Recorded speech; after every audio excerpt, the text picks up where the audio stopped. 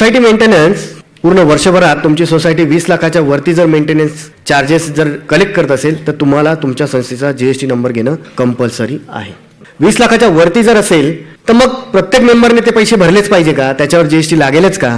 तर परत पुढची कंडिशन येते की 7,500च्या वरती जर तुमची मंथली मेंटेनन्स पर मेंबर पर युनिट असेल तरच त्याच्यावर जीएसटी भरायचा आहे, अदरवाईज जीएसटी भरायची गरज नाही.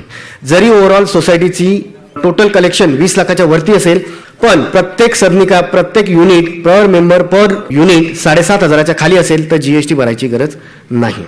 सोसायटीचा टोटल मेंटेनन्स वर्षभराचा कलेक्ट करायचा जर म्हटला तर तो 20 लाखाच्या खाली जर असेल जीएसटी रजिस्ट्रेशन घेणं गरजेचं नाही.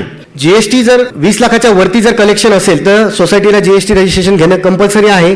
त्याच्या पुढचा विषय येतो, परत पुढची कंडिशन येते की 7,500च्या वरती जर मेंटेनन्स चार्जेस असतील तर मग त्याच्यावर जीएसटी लावायचा आहे. 7,500च्या आतमध्ये असेल तर लागणार नाही.